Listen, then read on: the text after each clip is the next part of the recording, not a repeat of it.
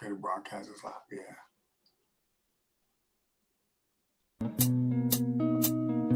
I can't go another day with this on my mind. And I think it's time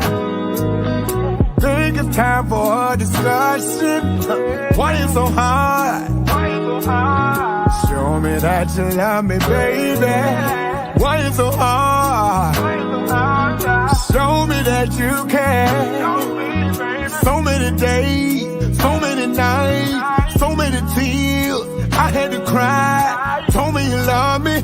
That was a lie. Loving you was a mistake. Loving you was a mistake. Loving you was a mistake. Loving you was a mistake.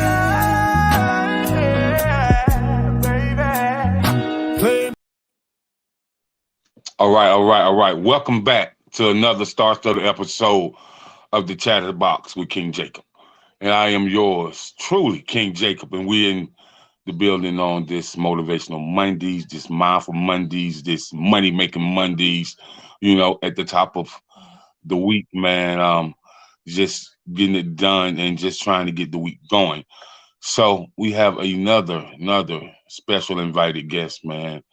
When I tell you this man has put the work in, has put the grind in, and is still working and grinding. And he's so humble about it. He said, man, I just do what I do, man. Ain't nobody, but we all know better than that. You know what I mean? Because the work speaks for itself. And so none other than Rob Diggy Morrison. What's up, brother? How you doing? My brother, I'm just shutting off my phone. How you feel? How you feel, King? I'm good, man. And shout out to PR Andre Evans for tapping in with us, man. We appreciate you, brother. Shout out to you as well. Yeah, Pierre, that's my guy, man. That's my guy. We chatted, I think, from Dubai, and he helped me out on some stuff and wind up getting on his magazine. So shout out to P, No doubt. So great supporter. For people who want to understand who you are and want to know, man, who is this guy, man? And so who is Rob Diggy Morrison, man? Sometimes I don't even know. Who is that guy? Sometimes I don't even know who I am. I mean, because I'm like pulled in all these different directions sometimes, and so I have to kind of catch myself and know that first off, I'm a child of God. I love the Lord. I do. I pride myself on being a humble person. Those things come before the artistic elements. Although they play a part, but being being a humble person, being patient person, being a man that can understand triumphs as well as failures. So if you can put yourself in a position to understand life, as a whole, then you kind of know yourself, So I'm Rob Diggy, like I say, from Chicago, and I've been doing music all my life, pretty much since I was 10, I believe. And that has kept me grounded, so to speak. Music has definitely kept me grounded. But being a loyal person to the game, never trying to get over on anybody. You keep good rapport with people, even if they do you wrong. Sometimes you just have to kind of, dust your shoulders off, come back, and keep it moving, because there's a blessing for you somewhere. You just have to be patient enough to know that blessing is coming. So that's who I am in terms of that. I'm a Pisces. That keeps me being creative as well. So No doubt. No, I appreciate that. I appreciate you telling us who you are. yeah. And shout out to none other than Global Public Relations icon, Miss Desiree Benson, for giving me this opportunity to have you on the Chatterbox with King Jacob. And as followed tomorrow, I will have none other than Mr. Media Man himself, Pierre Andre Evans. Looking forward to that as well. Oh, okay, okay. And Yeah, and shout out to Mary Angel for tapping in from Milwaukee, Wisconsin. yeah, Mary. Appreciate you tapping in as well. And so 10 years old, you got started. And so did you get started on playing, on singing, or both? Well, I can say it was playing first, but my father had like a group, so they had like a doo-wop group, and they were, I think they had one record that didn't move. It was with Chess Records back in the day, because back in the '60s and the '50s, Chess was huge. Music Right. was huge with a lot of artists out of Chicago. We had the Rolling Stones, we had the Beatles, we had a lot of different, a lot of blues acts. They came through Chicago, so that musical influence was always there. And at home, my father and his group sang. They have a band. They had like a doo-wop group, like the Dells. And then my uncle had a band they would practice on the weekends, like Friday night, you know. And my grandmother would always sit in the back, like I'm here, and she would sit like on the side and big around the table. All the kids would be on the floor. Uh, the adults would be sitting on the chairs. There would be fish frying in the back in the kitchen, and they would be playing. And what stuck out with me was my grandmother would always like be the czar over the band, and she was in the back like, hey, y'all played the wrong note. So those type of things like kind of got to me a little bit. So when she would say things like that, my uncle would, intervene and say, Mama, we're trying to do a show. We got a show tomorrow night. Da, da, da. Come on now. And those type of things kind of like stuck with me. And I'm like that. I'm anal like that now today. My grandma's on the anal, of course, but I'm anal like that. So I'm a very meticulous person when it comes to music. I was telling somebody the other day that I'm a perfectionist to the point where it has to be right. You cannot play any wrong. That song you just played, there weren't any wrong notes in that. You can't play a wrong note nowhere. So Hmm. starting at 10, the band, of course, would leave their equipment. And this is very important. They would leave their equipment after the rehearsals.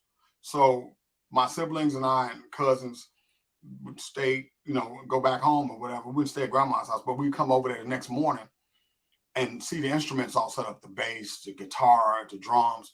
Everybody just picked an instrument.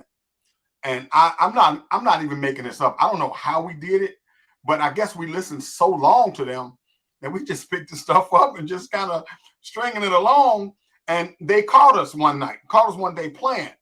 And my uncle was mad. He said, Mama, you got these kids were playing our stuff. But grandma said, no, let them try it. You know what I'm saying? So with that said, they took us in, my uncle took us in, and he allowed us to kind of get familiarized with it, like I said, the drums, the guitar, the bass. And then we formed our own band. My brothers and I, my cousins, we formed our own band, and we would play in the front yard. And we were just that good. Like, it didn't take us no more than say 3 years tops to learn chords, to learn transitions and changes and things like that. And from there, I just learned. And then my cousin, who was a drummer, younger than I was, taught me a little bit more about guitar. And he wasn't even a guitar player; he was a drummer. He said, "No, try." I remember my first song was "Play That Funky Music." That that line. Mm. He was Yeah. like, "You gotta take your time." He taught me that, and I knew that would be more to come. And then my uncle would sit me down, and I would go over guitar with him. And if I like played the wrong note, he would tap my hand. No, that's not right. No, that's not right. You got to do it again. So those type of things kind of molded me, along with my grandmother kind of, hollering at them and shouting at them and everything. But as time went on, eighth grade happened, because we did all these gigs and stuff, right? Mm-hmm. Messed around and got to seventh grade, rather. And I asked to join. I could have been seventh, eighth grade. I asked the music teacher, can I join the band playing guitar? And I sucked. Obviously, I sucked because he told me, Mm-hmm. you'll never play in my band.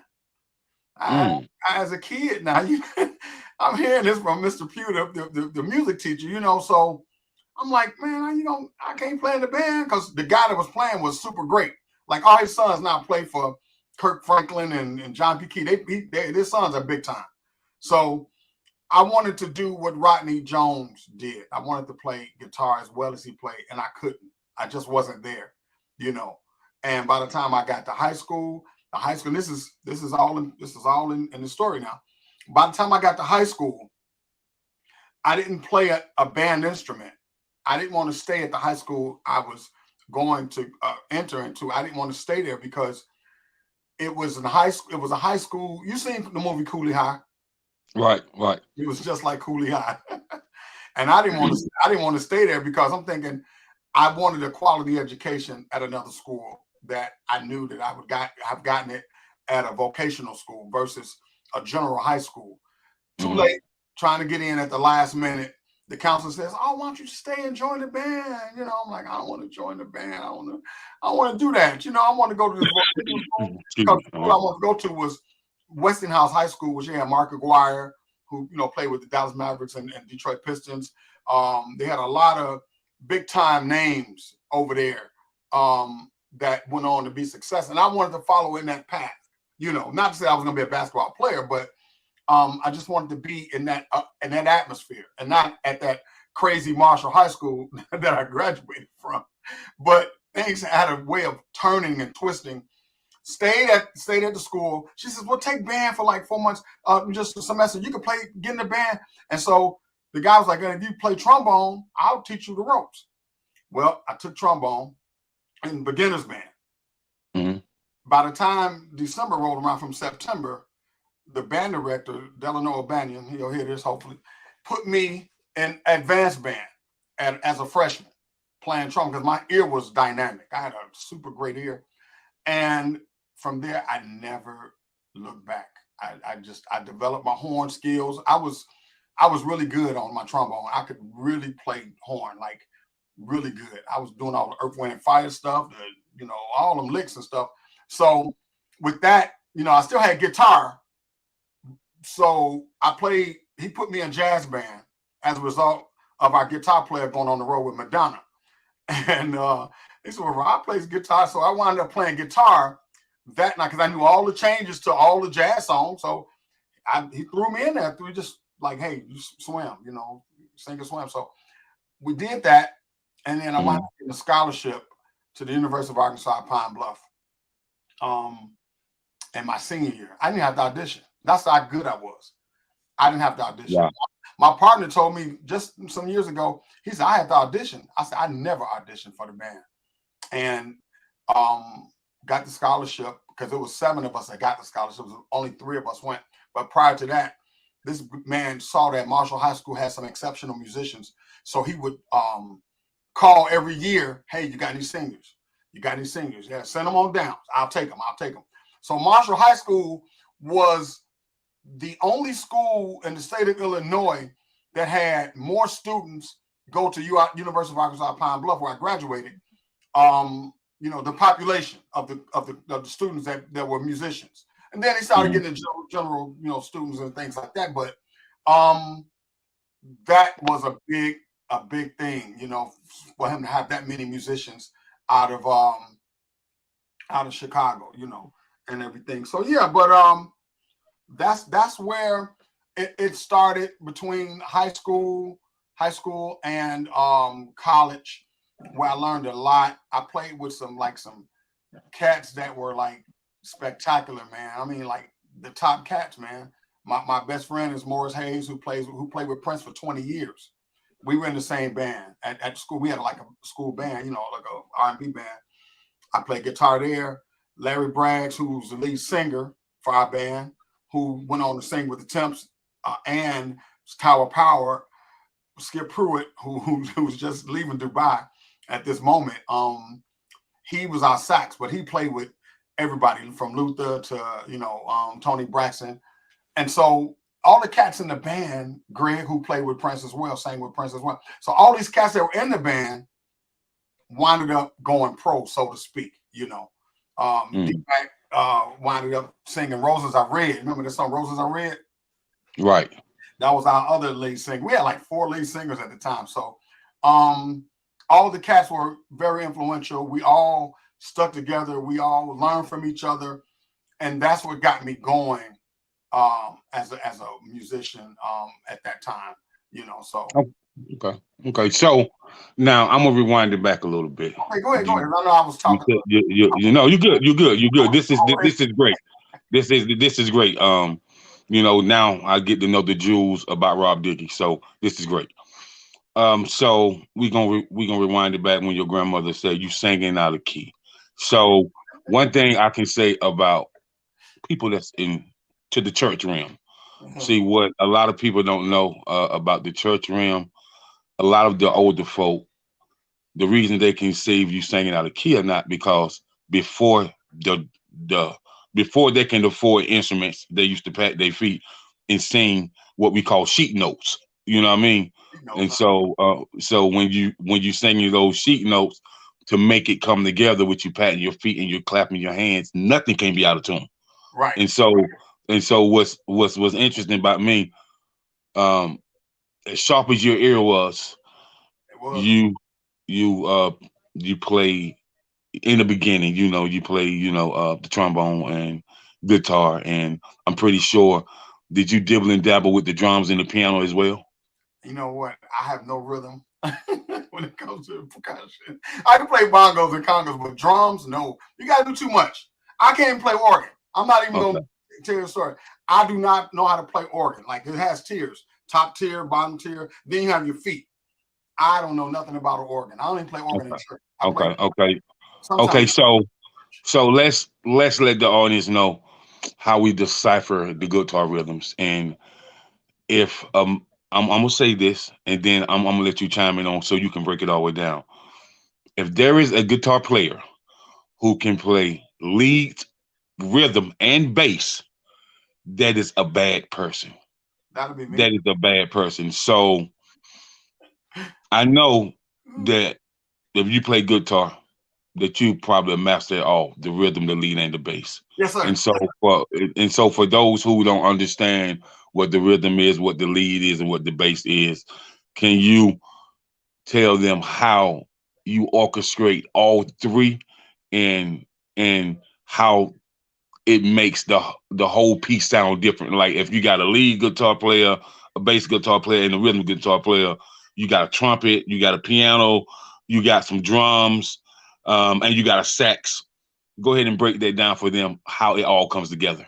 I don't want to get into the theory part of it, but simply put, if your bass player is playing, I'll start with him first. He's going to hold your bottom down. He's going to be your bottom notes, your really bassy notes on the track. He's going to carry you, um, single notes, but just some lower tones. The rhythm guitar is going to give you chords. He's gonna give you some 4 bar chords, some 8 bar chords. He's not going to play any pick line stuff. He's just going to give you rhythm. The lead guitar, that's the guy that's going to give you the picking, the little pretty, really nuances that go into making it sound really cool. He's going to play some chords in between, but he's going to taper off and give you some really like nice little melody, some arpeggiated rhythms with the strings or whatever. So that's going to make up the marriage of those three. And from there, you're going to add a rhythm of drums. From there, if you got trumpets and things like that, they just kind of play in between. It's like you're a sweetener. Like now you've gotten your pie ready, but now you need to add a little vanilla and some things like that. That's where the horns and things come in at. And then you add your singer if you need to, and you got a song. Listen, Strings. perfect, perfect. Man, listen. This is like music to my ears, because growing up around instruments and growing up singing in church and Mhm. going to this Christian leadership program, that Christian leadership program, and my dad throwing us in the front and just singing in front of all these people. And so I will tell people now when he talk about the bass, right? Mhm. Um, one of my favorite bass lines is Papa was a Rolling Stone by the Temptations. That bass line to me is always going to be phenomenal. Yeah. you know, and you know, one of one of my favorite rhythm lines, man, is war slipping out of darkness. You know what I mean? That that rhythm line, yes, sir. And one of my favorite lead guitar lines is John Mayer, Gravity. I don't know that one. Man, I gotta listen, man, listen. heard You it. know, 'cause I heard it. yeah, I listen to some of everything. So John Mayer had this song called Gravity, and man, and the way he picked this guitar, man, you And know, I just be like, wow, man. So, and you know, I just wanted people to understand, you know, how those guitars work. You know, because we people hear them all the time, but they really never had nobody talk to them. They talk about the singers and the drummers and the piano players, but I tell people, man, if you can make the guitar talk, boy, you're a bad person, for real, yeah, you know, for like real. Sundays for me on Sundays, it's kind of difficult because we do these songs that require at least three guitar players. I'm one person. So Hmm. I have to pick apart or do it, learn one line or whatever. But it's kind of hard because you got one guy, like you say, the lead is going to be doing some lead stuff in between. Somebody's going to be the electric guitar is going to be doing chords, and the acoustic guitar is going to be strumming. You know, so Hmm. it's kind of difficult for me to try to figure out what part I need to be playing sometimes. So I'll just pick like sometimes the main part and I'll just play along with the piano. And then when it comes time for me to solo, I just take a solo. If you go to my page, you should see me solo. I'm solo like every Sunday. So Right. that's the lead part. You know, that's when the lead guitar comes in. Somebody asked me, you say, well, do you play lead or rhythm? I play both and bass, of course. You know, so That's bad. they'll ask you Yeah, that yeah. time. So Excuse my French, audience. That's badass. Excuse my French, oh yeah, but that's bad. So you know, I speaking of, you know, you from that greater Chicago metropolitan area, and I just want to give a shout out to one of my peoples out there, man. Pastor Charles Jenkins in the Chicago Fellowship Choir. You know, Charles I Jenkins. love, yeah, I love Pastor Charles Jenkins, man, and I love the song War, and so I just wanted to give them a shout out. But with you, man, you went to University of Arkansas Pine Bluff, so for you going there on a scholarship, how did that from going to school transition you to into this professional now that so many people understand and know about? Well, being in a marching band was totally different from trying to, be a, session musician or whatever, because I'm just a trombone player now. But Hmm. my roommate was a piano player when he got there. He was super good. He played for his father's church and played for a couple of people around the St. Louis area. And he took his student loan money like we all did. And he bought a Juno 106. That's a Roland Juno 106.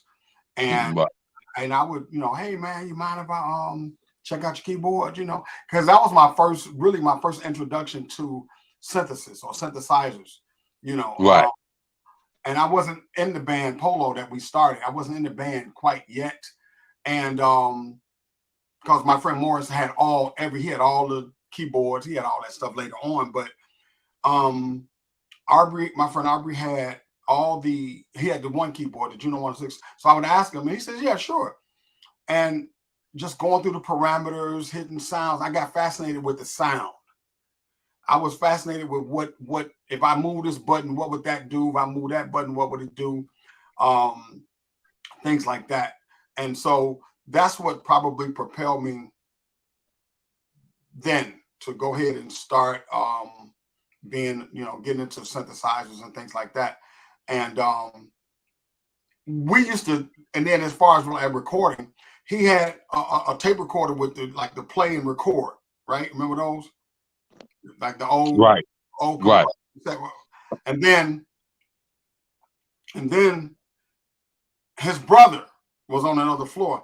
He had one as well. So we would experiment with putting together sound, like recording one side, playing one side, recording the other side, playing live, recording the side, and flipping the tapes back. This is my first experience with multi-track recording. So and then by the time you play the tape back, you can hardly hear it because on the regular cassette you only get but like a right and a left going, like on the cassette. But like on multi-track tape, you get these areas that are broken up. You get 1, 2, 3. You might have 8 tracks that you can get. We did it, but it didn't sound like the sound was terrible. But I could hear. I heard through all of that.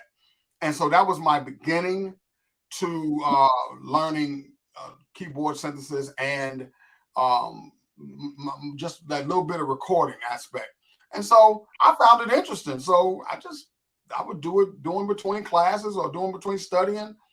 That's what I did daily after I came from band practice, from lunchroom, dinner, whatever.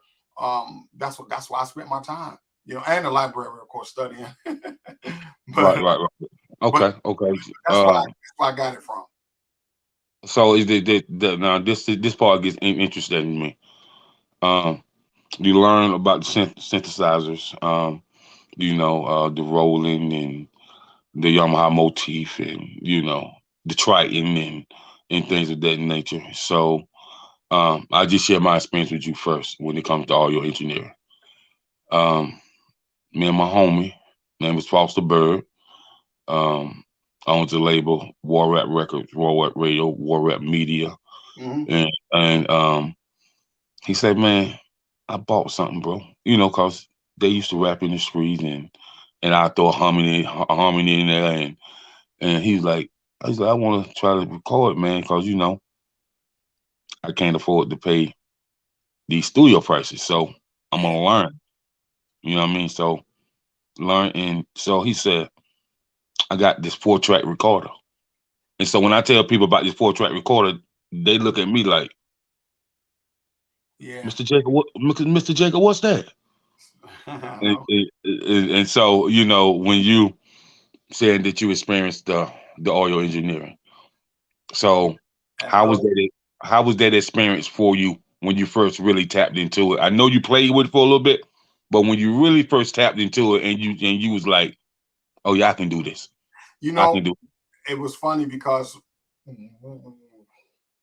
I it was one summer. I know it was fall for Thanksgiving, and I was getting ready. We were getting ready to go on Thanksgiving break. No, summer break, I believe it was. Well, anyway, it was a break, and Larry, the guy I was mentioning earlier, Larry Braggs, he says, "Hey man, I want you to meet a friend of mine in Chicago who's he's a cop, but he's also a music producer, and he was legit, and so."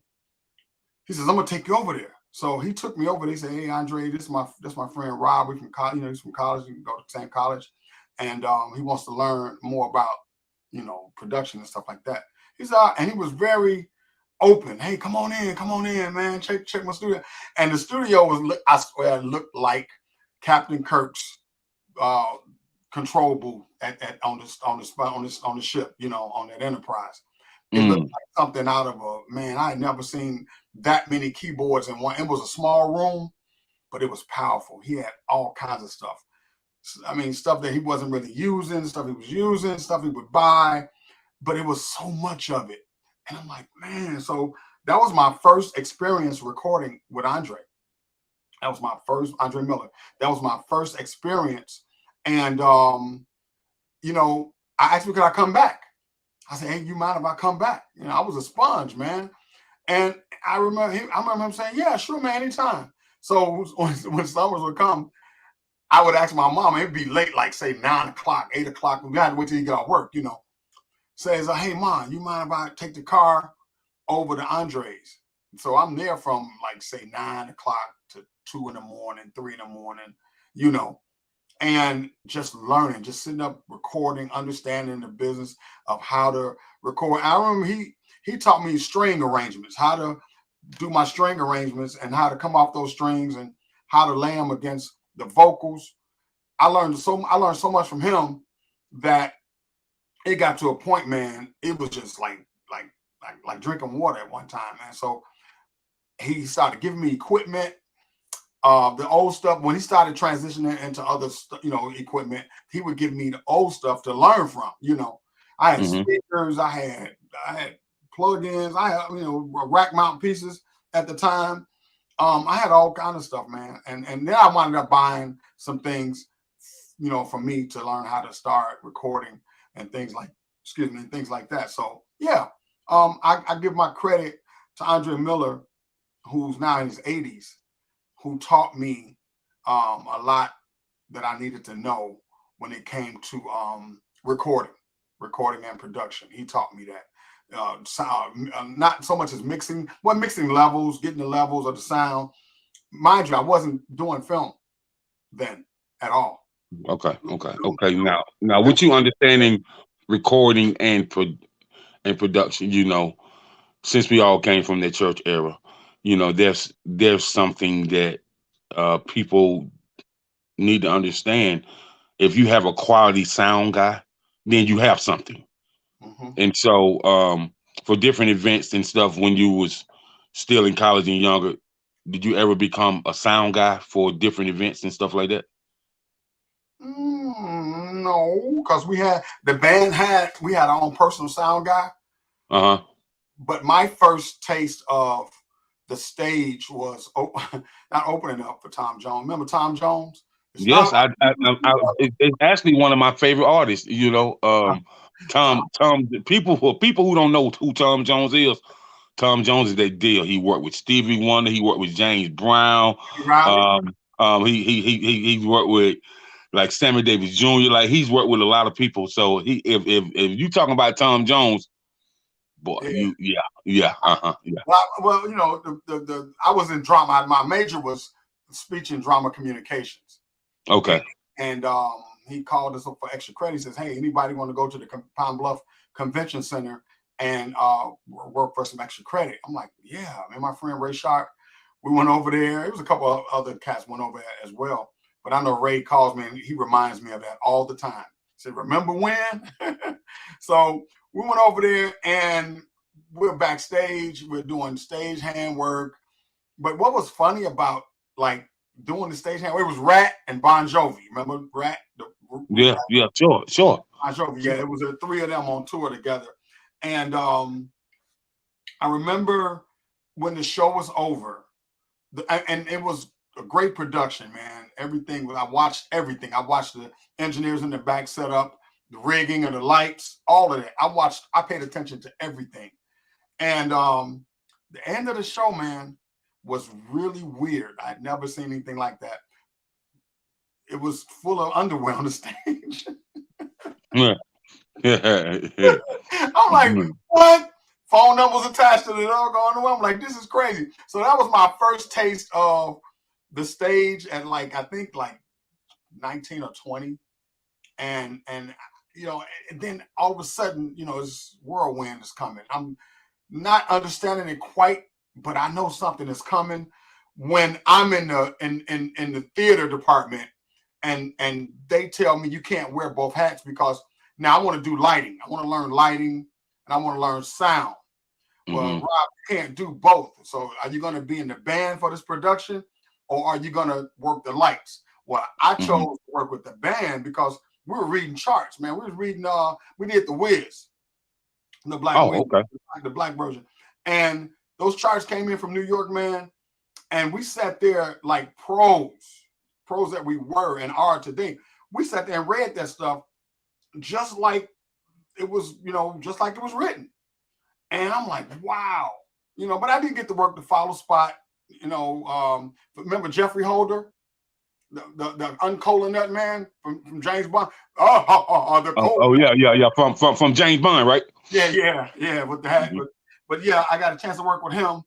And I remember asking him for an autograph. And I wasn't a big fan of asking for autographs, but I asked him. He looked at me, he was like, "No, I don't do autographs." But he said, "Wait, you work for me?" I said, "Yeah, I work in the spotlight." So he went out and he gave me his autograph. But those type of things, helped me along the way. And I can remember being in theater and we only had a tape recorder, man. The theater department wasn't advanced at all in the 80s. and but I figured out a way to make everything work. So having a tape recorder, we did Splendor in the Grass. It was a play, and it was a love scene. And he says the music was kind of low, but Dr. Fisher wanted the music to go high on the love scene. He says, turn it up, turn it up, turn it up. And I'm like, and I'm trying to try to get the tape recorder turned up. And that was a highlight for me, a moment, because I learned how impactful music was in a love scene or scenes, period. So I learned that early, and I never forgot it. But we never advanced when I was there in terms of equipment, in terms of having the television department has some things, but I kind of shied away from the television department because I wanted to be in the theater area, makeup, directing. I did some directing in college and stuff like that. So, but all of that led back to music. Everything led back to music. I remember being in high school. He says, Rob, you can't wear both hats. Again, you're going to play football or you're going to be in the band. Well, I want to play football. Well, if you play football, you get hurt, you're done, So I chose to stay in the band, and I graduated and got a scholarship and things like that. So I've had a interesting lifestyle. I could write a book, man, on all this stuff, man. It's right, right. I've had some fun times and with some great musicians, man, on the planet. Right, right. So what's so interesting, everything leads you back to music, and you've been around some interesting people, like my man Robert Kelly, and like me and a lot of friends, kind of friends that's in the music business, we just discuss what a genius he is, and Total. and how his songwriting is like crazy, and my homeboy sent me a clip when he was on The Voice saying "I Believe I Can Fly," and he held that note for like 14 minutes, and it was crazy. So what was that experience like on vibing with him? Well, Rob was cool. He was laid back, chill. Being in the studio. Sometimes it would be like with his guys, and then sometimes it would just be me and him and the engineer. Those were like really cool times because I still learned a lot, and I use his one of his sayings to this day. There's two sayings that I use when I talk to people. I say, keep me inspired. That's one he uses.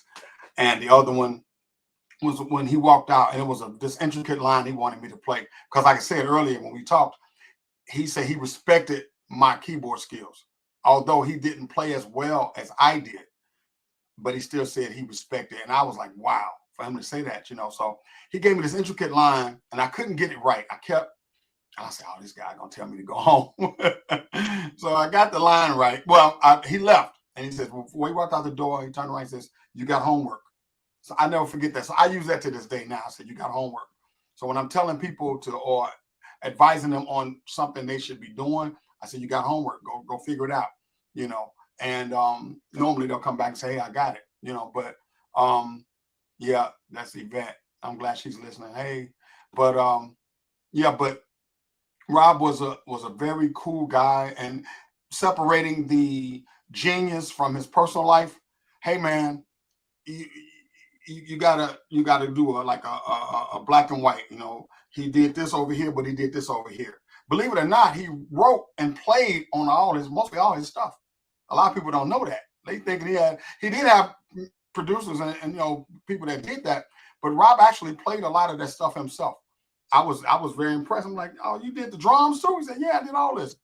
Because he's in there normally with his engineer and Donnie Lyle, the guitar player. So I got a chance to listen to the albums before they came out. What do you think of this record? How do you like this? Who does it remind you of? From that to getting food, from being at the house or at the mansion or whatever, partying to the wee hours of the morning. I had a lot of fun. Like I say, man, I've lived a very, very cool life being a musician. I mean, I ain't done. And I'm gonna tell you, the reason you see these plaques on my wall is because of Rob and my good friend Joe Smooth, who's a dance artist. I don't even heard the song "Promised Land." It's a house dance record, house music record. Joe Smooth is, look him up. He's very popular and influential in the music business. But he came over one day. He says, "Man, look at your walls. Ain't nothing on them." And after being at Rob's house and going in every part of his house, he got plaques just done in the walls. Here, here, here, here, here. The basement, the upstairs, everywhere. I'm like, man, this is amazing, you know? So I'm thinking, well, I could get that too, hopefully, you know? So when Right. Joe came over, he was like, he said, "Bro, you need some hardware on the walls." And so he says, "Well, go to this site, go to this site, go to this site, find your name, find out if your name is attached to these records." Well, my name was attached to pretty much all the records. And if they weren't, they made it happen. Somebody made it happen. You Mm-hmm. know, because all I had to do was tell them that I did play on these records. Like I'm not lying. Those records in the back are all remix records, and I played on all of them. The one you see with Janet in the corner, the gold one and the platinum, that wasn't supposed to come to me. My friend got the same record, but it is different because he just got the gold. But he says, "How did you get the gold and platinum?" He said, "Well, they gave you the album." So it was a mistake that the company made, but who cares? I got it. I got it. But I knew I played. Right. It was a Kanye produced record called "Love Me for a Little While," which we did remix for that. But yeah. So I looked up, you know, RIAA. That's the Recording Industry Association, whatever that is. And then Right. I looked up DJ Gold. Well, DJ Gold is the company that makes the plaques. And then I started Googling my name, like under Discogs. You ever heard of Discogs? Yes, I have. I looked up on the Discogs and looked under All Music. Anywhere I thought that my name might have appeared in records. But Discogs had a lot. Discogs had a lot of my stuff. So I'm seeing records. I got plaques I can still get. I'm just lazy now. You know, I got a Cisco and Maya plaque I'm supposed to have gotten. But you know, looking at Discogs, I'm like looking at all these credits. I'm like, oh man. So I just would take a screenshot of that and send that to the company and say, "Hey, this is now underlined. So this is where I played on this record," and they see it. They just, okay, well, what size you want? That was the next question, you know. So, but I credit that to Joe Smooth and R. Kelly, who inspired me to have, you know, to have plaques. And one other thing with Rob, right quick, I would being at his mansion, he had like an area. It was like like not like a baker's rack, but like a tall rack, you know, cabinet rack or whatever, and it was open, and all his awards were there, like his Grammys, his American Music Awards, his MTV. They were all out, just out, and I'm sitting in this dimly lit room, looking at all these plaques and these trophies, going, "Man, this is nice. I would love that, you know, get something." This was before I got the Grammy, you know, so I'm like, "This is really nice," you know. And the next time I went over there, bro, the plaques were in the fish tank, in the shark tank. I had taken the sharks out, and just the plaques, the trophies were just piled up in there like junk, man. I'm like, why? You know. So that's a whole. We could get into that. That's a whole nother story. That's a whole nother beast. Yeah, I know. So a Grammy. Wow. You that's a major accomplishment. And so let's talk about that feeling and that moment you found out. And let's talk about the moment that your family found out, you know, because they've been seeing you from you was they had to a grasshopper, you know. You was 10, 11, 12 years old and you started this journey and now you Well, are at this place in life where you can say, I won a Grammy. I received the Grammy, you yeah. know. I wasn't there. Number one, the company sent the files to us, Columbia Records. They would always send us music. I work with my partner to this day, Maurice Joshua. He just called me today. I work with Maurice, and we were doing 90% of the remixes that were from the artists. Maurice Joshua. Wow. We work with most of the artists, 90% of them that were on air, and all we had to do was receive their vocals and do the work, you know, and send it back. Sometimes they would be spec. We call them spec mixes. They might not have taken them, or you do them in hopes that you get something. So all the records you see in the back, they were records that we submitted and got paid for them.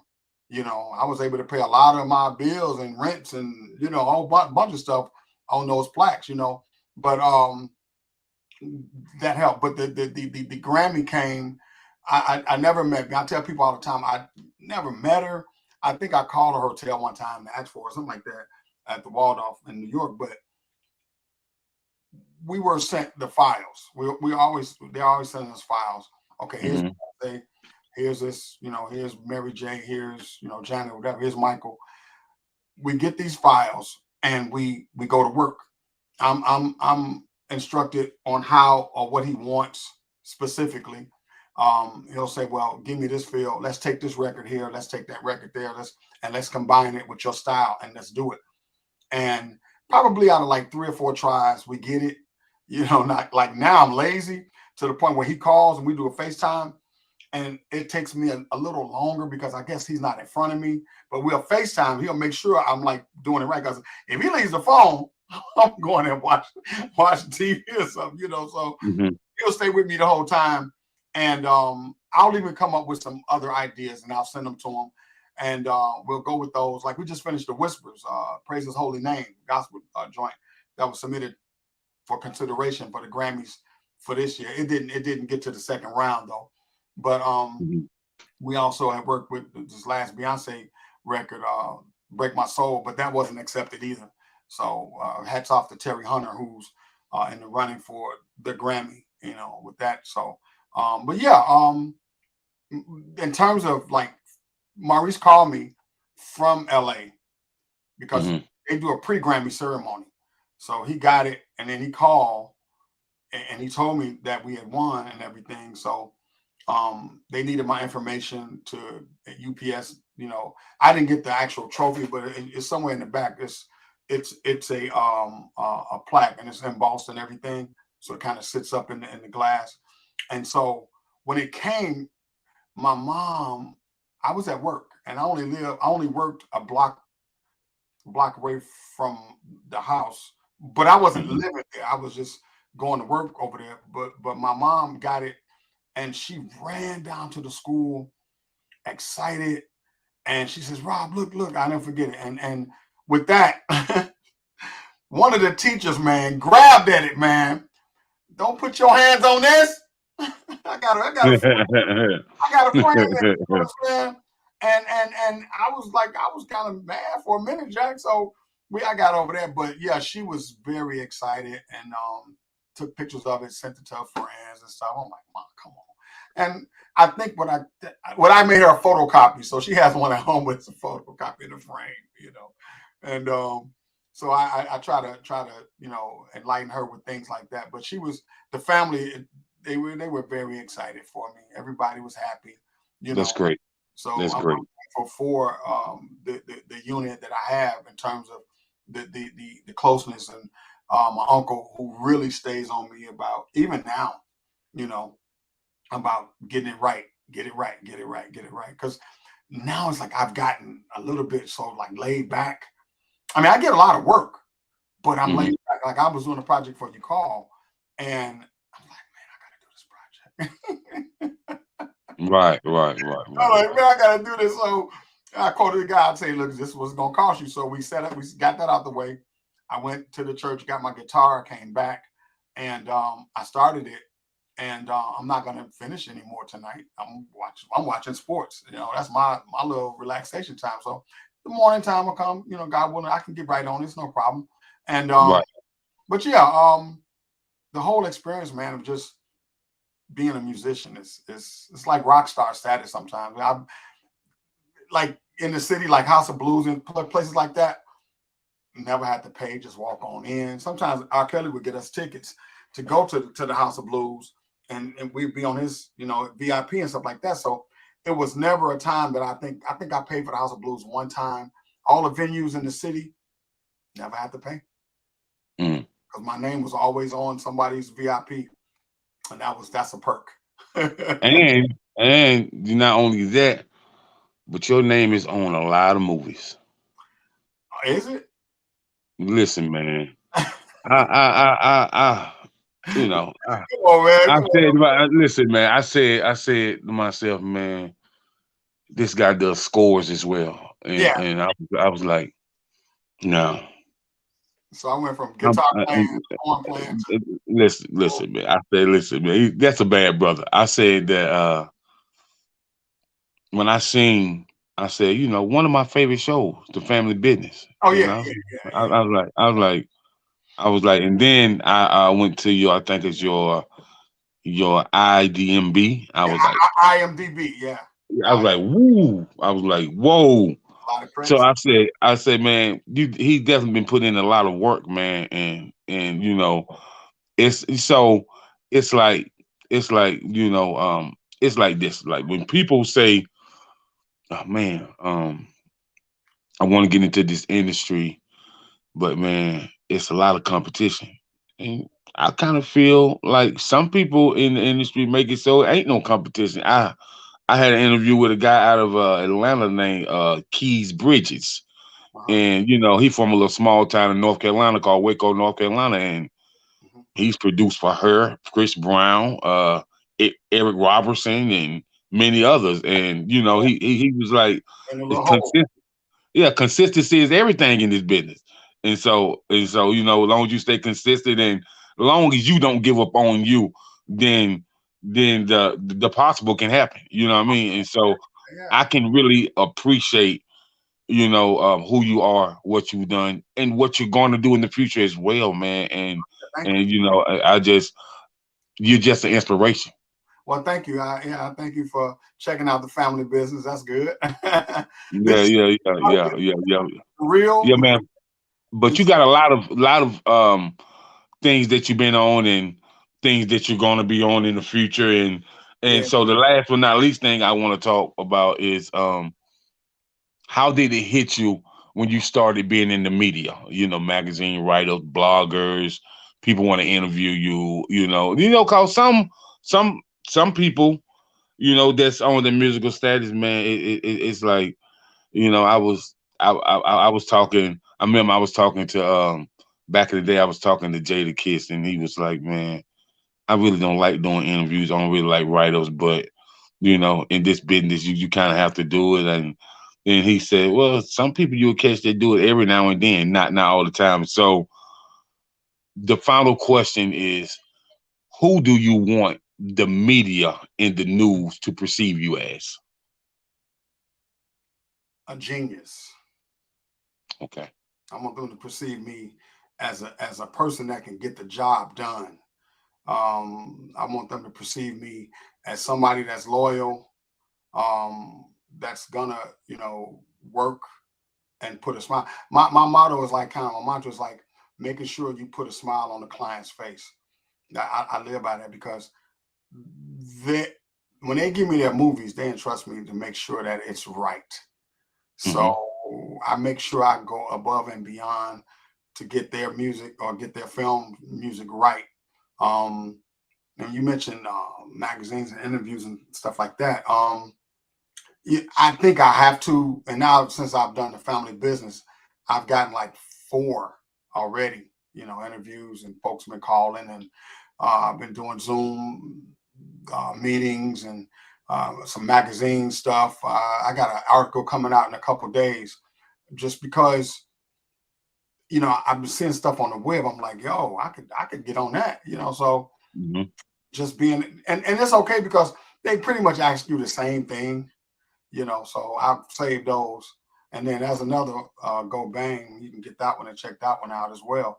But that was a pretty cool one. So sometimes I have to, when the interviewer sends the questions, I'll flip them around sometimes and say, maybe you want to ask me this instead of this, and then I'll give them that kind of that option to do that because a lot of times, like now, the last two interviews I've done, I just pretty much wrote the same thing, but it's different format. It's going to be different platforms. Like this one interview comes out in February. Well, that's February. You talking about now? I got one coming out in a couple of days that you'll be able to read right away, and you have to send pictures in, of course. It's sometimes it's a long process because you got to like type and think and you got to do grammar and stuff. So luckily that all paid off, going to school, and then, I teach school on the side too, when I used to. And when I You get, know, I teach. you know, Rob. People ask me. They say, "Well, King Jacob, what's the interview gonna be about?" I say it's simple. If you're in the entertainment business, you know, community, family, entertainment, education. My That's mom, all it is. my mama asked me, I was like, I don't know, mom, I'm just interviewing. Yeah. Just entertainment, community, you know, This is about family famous, and so education, man. So yeah, it's just because this is what I tell people. For a person that's accomplished in the entertainment business as well accomplished, you need to know this right there. yeah, They're very analytical, they're intellectual, and they have studied their ass off. yeah, man. You have to. I'm anal, man, when it comes to that stuff, because I have equipment over here that I have to study. I have to break down and go to YouTube and read and things like that. So, um, you get meticulous. You have to, and I'm Hmm. very picky sometimes, and I don't like that sound. Let me change sounds up. It may take me a half hour to get one sound. That means Right, right, I got to go through 1,000 to get one. So right, you understand right. how much time we actually put in, to get these, get this sound just right, And so yeah, I pride myself on being a perfectionist when it Yeah, comes. it's funny you say that because I asked my homeboy. He's like, I call him at 2 o'clock, right? Mhm. He said, "Man, I'm mastering a few tracks." I call him back at 10 o'clock at night. He said, "Man, I'm mastering a few tracks." He called me back the next morning. He said, "Man, bro, I put so much time in on just the mastering, man. I was only in the mastering studio. I wasn't in the recording studio. Oh I wow. was only in the mastering studio, man." And I said, "Man, how much time you spent on mastering them tracks that you had to do for other people to get them back to them, at on a date projection?" He said, "Man, I probably spent that yesterday. I probably spent about 10 hours in the mastering studio." Hmm. Hmm. You know what I mean? And I was like, that's the thing about what people don't understand about Hmm. you guys in entertainment business like that, man. It's very time consuming, man. Like time, patience, you Yeah, know, um, you gotta kind of close yourself off from the world sometime when you getting the project done. You know what I mean? I have. Let me correct something right really quick. I said I was lazy. I don't mean lazy in the sense that I didn't want to do it. I just came off two big movies, Hmm. and they were two different genres. One was a thriller, and one was a horror movie. I've never done horror before. And so coming off the family business and then going right into this horror, then going to the suspense thriller, I had so much work to do, scoring. Then for somebody to ask me to do a track, I'm like, oh God, I know that's easy, but I'm thinking to myself, well, let me just take a break. I'm gonna get to you, but let me desensitize, because scoring takes so much out of me. You have to think for 15, 20 instruments. You have to be all those instruments. So my brain is rattling. So I'm not saying I'm lazy, but it's just that if you were to come to me right now and say, hey, I got this movie, can you say, yeah, I'm like, my whole senses like just go crazy. I'm ready to roll. But if you got a track and there's only, a few bars, 16 bars, or a 3-minute song, then I'm like, okay, I'm gonna get to it, but just let me take time to. So now I don't mean I'm lazy by a long shot. It's just I'm a last minute person when it comes to music. Hmm. Like if I know my deadline is Friday, I may not start till Wednesday, but I know it's gonna be right. It's gotta be. I just don't I know the way to say it. It's gonna be right. You know. So yeah, Right.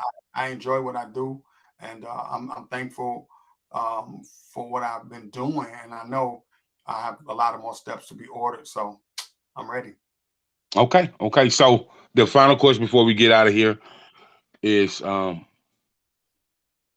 what is something that you would say to parents and children that are musically inclined and want to have a music career for their profession? Okay, so now see, I have to go back to my notes because I just wrote this like 2 days ago. No, I I was talking to my mother about this yesterday. Brother, I'm tired of having to suggest to people what they should be doing. It's Mhm. like I'm a broken record. Hey, what you should try to do is get on this Instagram page and follow, this person. They may not respond to you, but just befriend them or do something. The other thing is to be able to hone in on your skills, get the best equipment possible. I got about 4 Macs laying around here right now, and they all work. So my thing is, I have to make sure my equipment is up to date. The sounds are up to date. Um, don't rush into this business because it'll like my man said, watch out, boy, it'll chew you up and spit you out. Whatever that song is, a man eater. You know, Right.